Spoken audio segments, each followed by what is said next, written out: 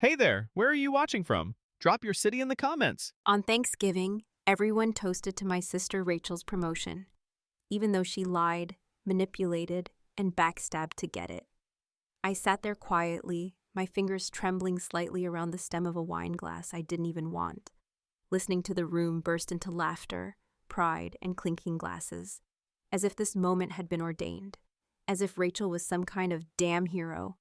I waited, biting the inside of my cheek, watching how her smile grew wider with every compliment, her eyes locking with mine once or twice across the table like she knew exactly what she had done and dared me to say something. I didn't. Not yet. That's the thing about Rachel. She never wins fairly, but she always wins. And people love her for it. She's got that way of walking into a room like she owns the air, the kind of charm that makes people want to tell her their secrets or hand her opportunities she didn't earn. And every time she steps on someone else to climb higher, she does it with a smile, with pearls around her neck, and perfectly manicured nails. But tonight was going to be different. You know, I've always believed that silence is a powerful weapon. Not passive, not weak, but sharp. And for months, I've been collecting blades. I work in cybersecurity, so it wasn't hard. People are careless with their files, especially when they think no one's looking. I was always looking. I've been quiet for 39 years, the good daughter, the problem solver, the one who keeps her mouth shut and her eyes open. But even the quiet ones get fed up. Even we snap. Dinner was exactly what you'd expect. Mom had the table set like it was a magazine cover, complete with name cards and tiny ceramic pumpkins she bought from some overpriced boutique. Dad was on his second scotch before the turkey even hit the table. Rachel made her grand entrance with her fiancé Brad, blonde, smug, and dumb as a brick. And it took exactly 5 minutes before Mom said, "Tell everyone the news, sweetheart." And just like that, the show began. Rachel stood up and gave this little laugh, like she was bashful, like she didn't already have her speech rehearsed. Well, I wasn't going to say anything, but I got promoted to VP of Communications at Stratacon. Gasps, cheers. Uncle Frank banged his fork on the table like he was at a football game. I just smiled politely, kept eating my mashed potatoes. She knew I was watching. She knew I knew. And still, she basked in it like a cat in sunlight. Now, before we go further, let me ask you something. What would you do if someone you loved, someone you grew up with, climbed the ladder by stepping on people's faces, then sat across from you with cranberry sauce on their plate and pride in their voice, while everyone toasted to her lies? Would you stay quiet to keep the peace, or would you burn it all down? I watched Brad slap her on the back like a frat boy who just won a bet, watched my parents beam like they'd won the lottery through her.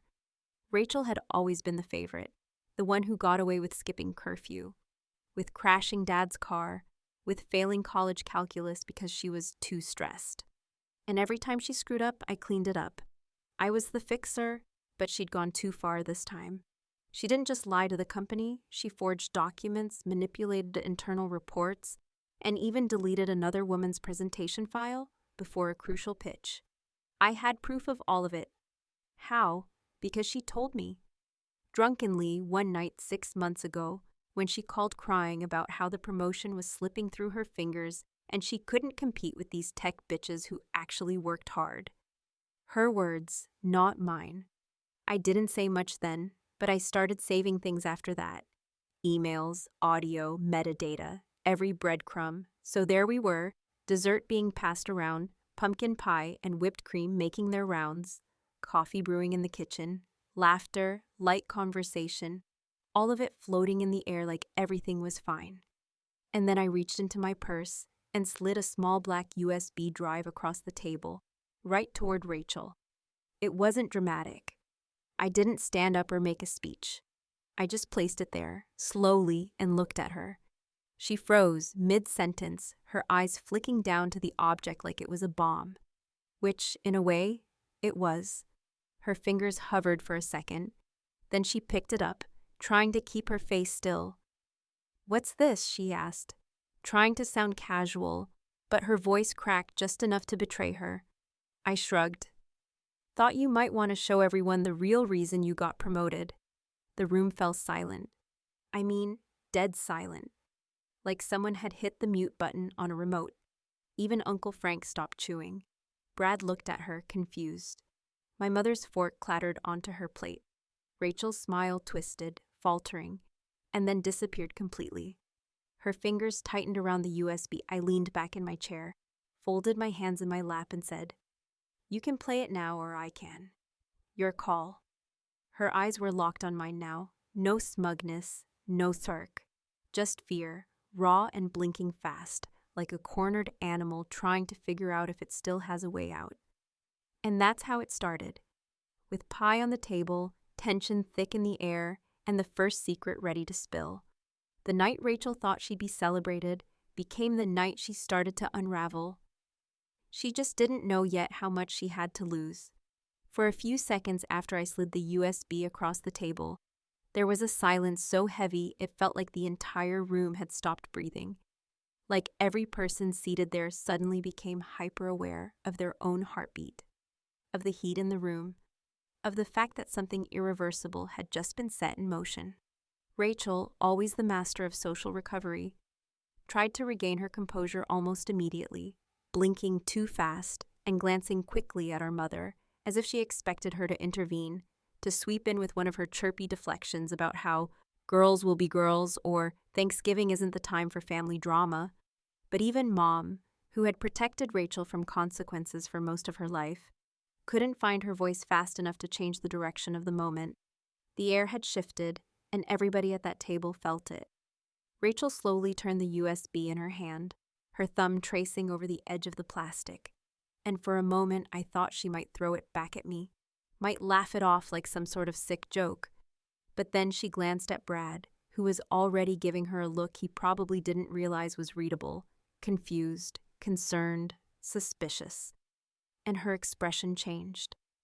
Her face tightened, lips thin, eyes sharp. She knew in that instant that whatever was on that drive wasn't a bluff.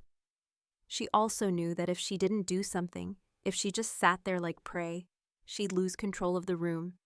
And Rachel was never, ever willing to give up control.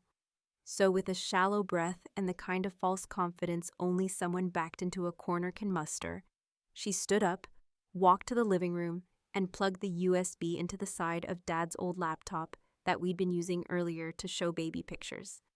The file directory popped up on the big screen, just one folder labeled Start Here, and I saw her hesitate before clicking. She didn't know what file would play first, which one I'd queued.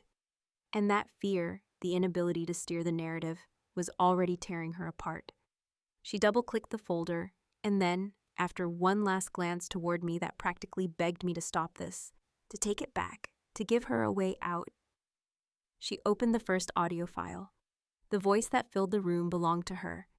It was clear, sharp, recorded through the microphone on her phone during a private conversation she clearly never expected to resurface. She was venting to a colleague, a younger assistant named Jeremy, who I remembered from the last office Christmas party. In the recording, she said, "I don't care if Marshall finds out. The guy's basically asleep at the wheel anyway. I mean, he doesn't even know I took the Westbridge account from Clara. The old man's just waiting for retirement. I'll keep smiling and nodding until he signs the damn paperwork." The room was silent as her voice spilled out, sweet and venomous at once. I watched the recognition spread across our parents' faces as they began to understand what they were hearing. Rachel didn't just talk like that when she was frustrated. This wasn't heat-of-the-moment trash talk. This was strategy, cold and deliberate. She knew she'd sabotaged a colleague to look better, knew she had manipulated her way to that promotion. The file ended with a laugh I'd heard so many times it made my stomach turn. Not amused, not joyful, just cruel. Rachel rushed to pause the playback, clicking around desperately like the damage could still be undone, like somehow no one had heard what we'd just heard. But it was too late. You can't unhear that kind of thing. You can't pretend you didn't see the arrogance behind the words, the entitlement laced in every sentence. Brad was staring at her, pale and silent. Uncle Frank, who usually wouldn't notice a freight train barreling through the house if he had a drink in hand, sat with his jaw half open. My mother whispered something under her breath, a prayer maybe, or just Rachel's name like a plea. And my father, former military, a man who'd always valued discipline, order, and clean reputations, looked like he'd just discovered his daughter had committed treason. Rachel turned slowly, visibly shaken, and looked at me with eyes full of rage and something else. Fear, maybe, or the sickening realization that this might be only the beginning. "Where did you get that?" she asked, her voice hoarse, forced steady. I took a sip of water, not wine. I needed to stay sharp. "You left your Bluetooth mic on during your call with Jeremy in the car. You were parked outside my building. My phone picked it up. You forgot I work in IT. I don't miss signals."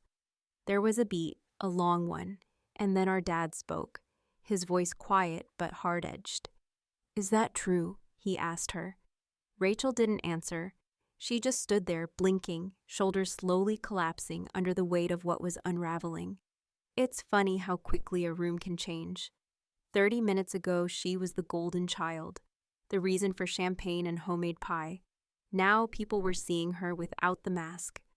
Just a woman desperate to climb high enough to matter, no matter what it cost. And as much as part of me hated being the one to pull the curtain back, I couldn't ignore the slight burn of satisfaction creeping up my spine.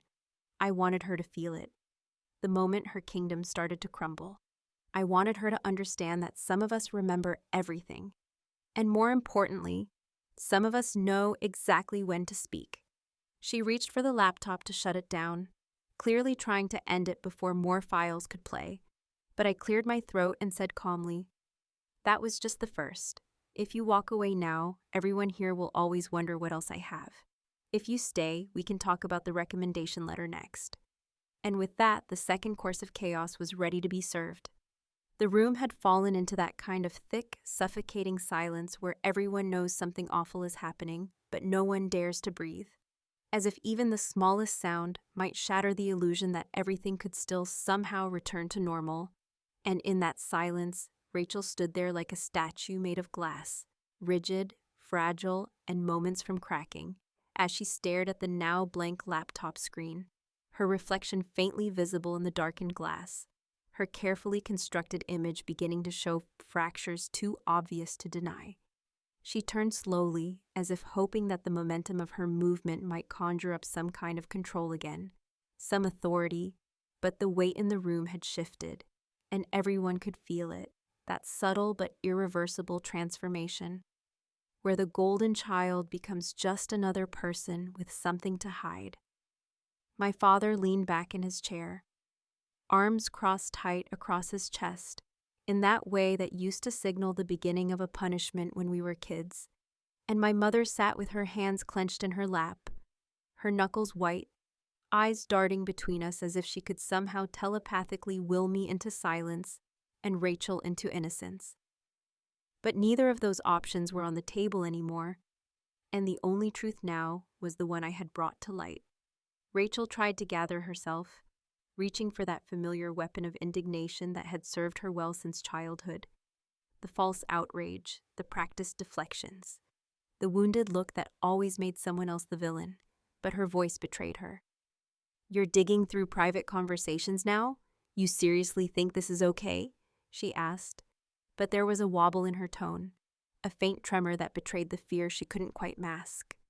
I leaned forward, resting my elbows on the edge of the table with deliberate calm, and for the first time in years, I felt fully in control of a conversation with my sister. "That wasn't a private conversation, Rachel," I said, keeping my voice low and steady. "That was you bragging about torpedoing Clara's pitch to your assistant in a car parked under my window. And considering the fact that your promotion was based on that very pitch, I'd say that's called fraud." Brad shifted in his chair, the wheels clearly turning in his head now, as the image of the ambitious, dazzling fiancé started to lose its shine. "Wait, Clara, is that the woman who suddenly left the company last month?" he asked, looking genuinely puzzled, and Rachel froze for just a second, just long enough for everyone to read the guilt in her pause. "She didn't leave Quantum," I said before Rachel could formulate her next lie. She was pushed out after the Westbridge project was reassigned. Rachel made sure her work disappeared.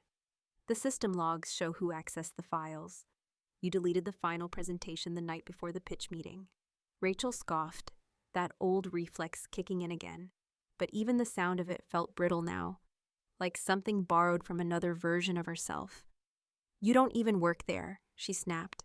But it came out flat, desperate. You don't know what you're talking about. I don't, I replied. But Jeremy does, and so does Marshall. I spoke to both of them. I showed them the metadata. You're right, I don't work there. But I know how to follow a trail when someone leaves one this obvious. That was when Mom finally found her voice, brittle and cracking like old glass. Emily, please, she said, her voice low, almost pleading. This is family. We can talk about this later, just not here, not now. It's Thanksgiving. I turned to her, and for the first time in my life, I didn't flinch under her disappointment. You mean after dessert or next year, when she's promoted again, when Clara's still unemployed and no one remembers why? I shook my head slowly. No, Mom, this is exactly the time. This is what you all celebrated, isn't it? Rachel looked like she might lunge across the table, not out of violence, but out of pure panic, as if by sheer force she could grab the narrative out of the air and stitch it back together before it all came undone. You think I'm the only one who plays dirty in that company? She said, her voice rising, high-pitched with fury. You think I didn't do what I had to do? Do you even know what it's like trying to make it when everyone already assumes you don't belong there unless you're twice as ruthless? Her words hung there for a moment, and for once there was a sliver of truth in what she said, a brief window into the bitter, relentless climb she'd been on, the walls she'd probably slammed into behind those glass conference room doors, the moments she'd likely been ignored, underestimated, patronized. But the tragedy wasn't in what she'd endured. It was in what she'd become. Then own it, I said, my voice cutting through the air like a knife. If you're going to be ruthless, don't wrap it in silk. Stop pretending this was earned. You forged a letter of recommendation. You faked the timestamp on a project handoff email. You lied about your involvement in the Stratacon deal.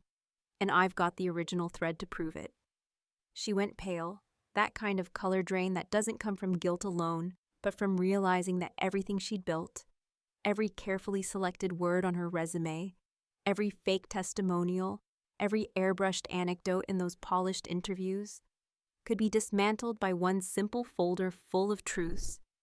What do you want, Emily? She asked finally, her voice quieter, less performative, as if she was beginning to understand that there was no more performance left.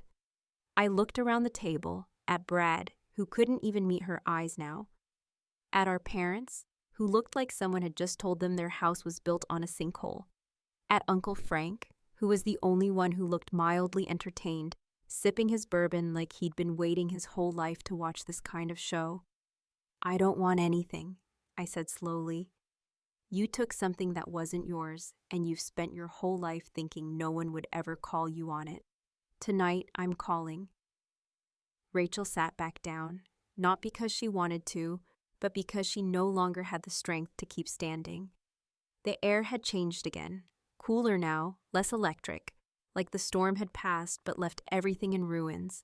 And somewhere deep in the pit of her stomach, she knew there was still one more file waiting to be played. The one she'd never thought I had. The one that didn't just expose her tactics at work, but who she really was when no one was watching. There are moments in life, rare and quiet, where the noise around you dims just enough for you to hear the shift. Not a sound, but a feeling, like a thread snapping in a tapestry that's been pulled too tight for too long. And as Rachel sat back in her chair, hands folded tightly in her lap, and lips pressed into a pale, trembling line, I saw that moment settle over her like dust after a collapse, like a queen realizing that her crown is made of paper, and the kingdom she built is already in flames. Everyone in the room, from the rigid posture of my father to the awkward, shuffling discomfort in Brad's eyes, knew we had passed the point of return, that this wasn't a misunderstanding, wasn't a family argument that could be swept away by apologies and second helpings of dessert, but something deeper, uglier, and impossible to unknow. It should have felt like victory. After all, I had exposed the lie, peeled back the layers of her professional persona, shattered the illusion she had curated so meticulously. But in that moment, all I felt was the cold hum of inevitability, the kind of chill that comes not from vengeance, but from realizing just how hollow the win becomes when it arrives at the cost of the things you once wanted to protect. Rachel had always played the long game, always maneuvered like she was 2 steps ahead of everyone else. And to her credit, she was right, until now. But what she failed to see, or maybe refused to believe, was that even the most elegant mask begins to slip when no one's left to admire it. I could see it already in Brad, his posture more withdrawn now, his jaw tight, his eyes darting toward me, not with blame, but with curiosity, like he was starting to connect pieces of a puzzle he hadn't even known existed before tonight. He had defended her once or twice already, but after that last revelation, about the forged recommendation and the strategic sabotage, his silence spoke louder than any denial could. And that was before he heard the file I'd saved for last. I had told myself I wouldn't use it unless I had to, had kept it tucked away like a loaded gun in a drawer. Not because I doubted its power, but because I wasn't sure I could live with what it would do to her, and more honestly, with what it would say about me if I pulled the trigger. But sitting there, watching her still trying to recover, still pretending that she could manage the fallout with enough charm and self-pity, I realized that the only way to make her truly understand the weight of her choices was to show her the one truth she never expected anyone else to know. So I stood up, walked slowly over to the laptop still perched on the sideboard, and without looking back, opened the final folder. This time, the file wasn't audio. It was a screen recording, captured from a mirrored phone display. I had been hesitant to even watch it myself the first time, but now, as I pressed play and stepped aside, I didn't flinch. The video began with a text message thread, innocuous at first, then increasingly personal. The name at the top of the screen was clearly visible, Anthony T. The thread unfolded slowly, a conversation between Rachel and a man who was very much not Brad, growing more intimate with each message, full of late-night check-ins, flirtations too pointed to be innocent, and confessions that left little room for misinterpretation. And then came the photos, not explicit, not vulgar, but damning in their familiarity. A wineglass on a marble countertop, her hand visible near a wristwatch that wasn't Brad's. A reflection in a hotel window showing 2 figures in silhouette. The final message, sent just 6 weeks ago, read, "We can't keep doing this, but I'll miss you next week when you're in Miami. Don't forget the Straticon files. XOXO." The silence that followed was like a vacuum, like someone had ripped the air from the room. Brad stood up too fast, his chair scraping loudly against the floor, and I watched the blood drain from Rachel's face so fast, I half worried she might faint. She didn't even attempt denial. There wasn't room for it anymore. Brad didn't speak. He didn't yell. He simply looked at her for a long, painful moment, then turned and walked out of the room without taking his coat, without grabbing his phone, as if the only thing he wanted was to be as far from her as possible. Rachel half stood, one hand reaching out as if to stop him, but when he didn't turn back, her arm dropped slowly to her side. I could see the panic rising in her now, the cracks in her calm finally breaking wide open. "You don't understand," she said, but it was too late. No one was listening anymore. Even our mother, who had once defended Rachel against school suspensions, boy troubles, even that time she crashed my car, and convinced everyone it was my fault, sat with her hand to her mouth, her eyes glassy and wide. Dad said nothing, but his expression said everything.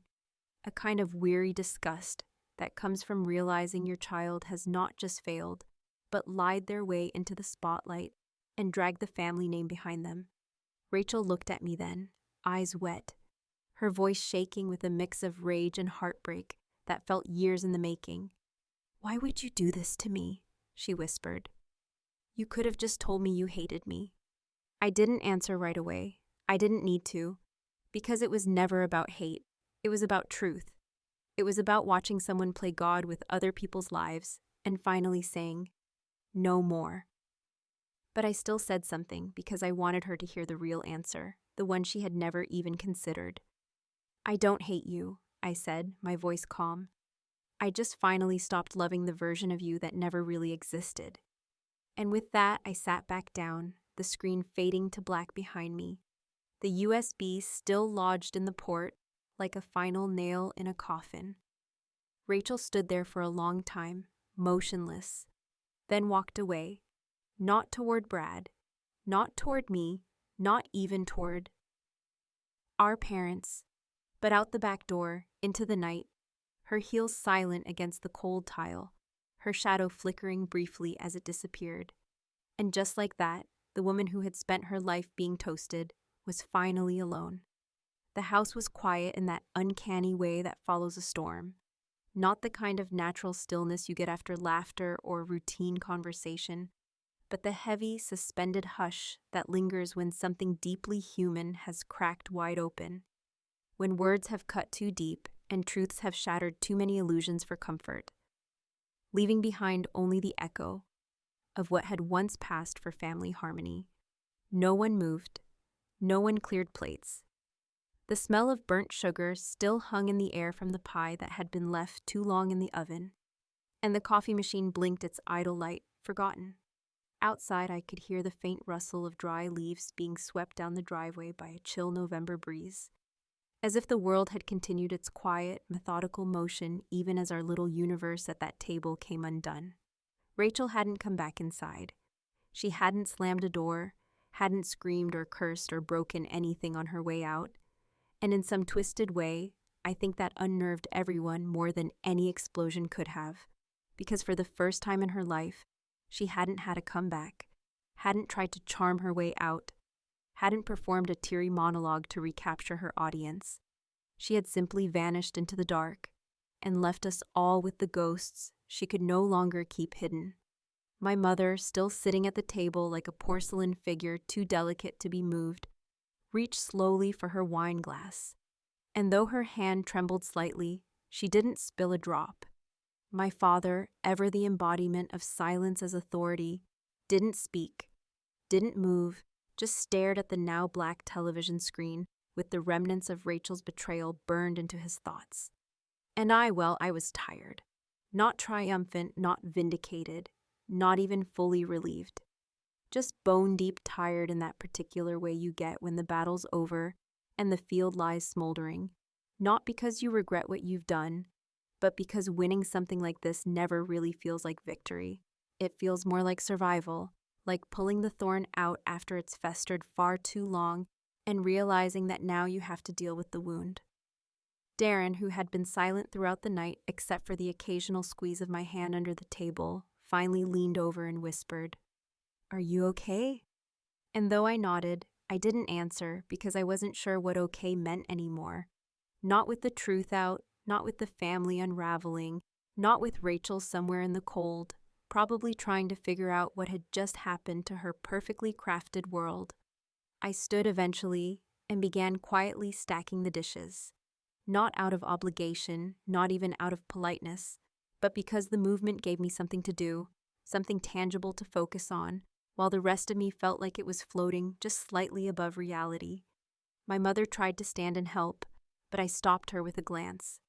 "Sit," I said gently, not coldly, and to my surprise, she obeyed, as if she too recognized that the normal rules no longer applied. I rinsed the plates under hot water, watching the food slide away down the drain, and for some reason, it struck me then. How easily things are erased. How years of pretense and polished stories can dissolve with just a few drops of the truth. How a woman like Rachel, who had built her entire identity on being untouchable, had been undone by something as small as a USB drive and a sister who finally had enough. It was a strange thing, knowing I had changed the trajectory of everyone in that room with a single decision. Brad had walked out and hadn't come back. Dad would probably never look at Rachel the same way again. Mom's illusion of her youngest as the golden daughter had crumbled in her hands. And me, I had finally spoken, finally stopped playing the background character in my own damn life. But the cost was sitting heavy now. Even as I tried to ignore it, there would be no going back. No future holidays without tension, no Sunday calls that didn't carry the echo of this night. As I wiped down the table, I found Rachel's fork still resting beside her empty plate. Polished, unused during dessert, abandoned mid-chaos, and for a moment, I stared at it like it was some sort of relic. A symbol of the woman who had once ruled this house, sharp and gleaming, now reduced to just another piece of silverware left behind. I picked it up, turned it over in my hand, and almost laughed. Not because it was funny, but because there was something absurd in the way we hold on to symbols long after their meaning has died. I set the fork down next to the USB drive, still plugged into the laptop, and stepped away. It wasn't until I was halfway up the stairs that I heard the back door creak open. I didn't turn back. I didn't need to. Her footsteps were hesitant, not the confident strides she usually made when she entered a room expecting admiration or obedience. They were soft, uneven, the steps of someone who knew she no longer had the upper hand. "Emily," she called out softly, and I stopped, one hand on the banister, not turning around, not yet. "You could have talked to me," she said, her voice strained. "You didn't have to do it like this." Still facing the wall, I answered without venom. "You would have talked me in circles, lied, deflected, maybe even cried, but you wouldn't have told the truth, and you know it." There was a pause, long enough that I wondered if she would walk away again, maybe disappear for good this time, but then she said something I didn't expect. Something that stuck in my mind long after the night ended. "You really think I don't regret any of it?" I turned finally and looked at her. Her makeup was smeared, her hair tangled from the wind, her arms wrapped around herself like a child trying to stay warm. And for the first time in maybe a decade, I saw not the polished version of Rachel that the world adored, but a woman who had spent so long building a facade that she couldn't remember what she looked like underneath it. "I think you regret getting caught," I said, my voice steady. "And maybe that's a start." She didn't reply, just stood there watching me, as if trying to find a version of me that might offer her some piece of comfort or forgiveness. But I had nothing left to give her. Not tonight. I went upstairs without another word, and she didn't follow. The next morning, she was gone before sunrise, and I've thought about that moment more times than I can count. About the USB drive still sitting on the counter, the untouched fork, the way my mother didn't ask where Rachel had gone, the way no one spoke about the files during breakfast. We just sat in silence, each of us chewing toast that tasted like ash, sipping coffee that had gone cold long before it reached our lips. Because the truth is, there's no neat ending to this kind of story. No final speech, no clean-cut justice. There's just what remains. The silence, the space, the questions you ask yourself when the house is quiet again. And somewhere out there, Rachel is probably still telling her version of events. Another story, another stage. But this time, at least, she knows I'm not afraid to tell mine. And that, I suppose, is the only toast I needed.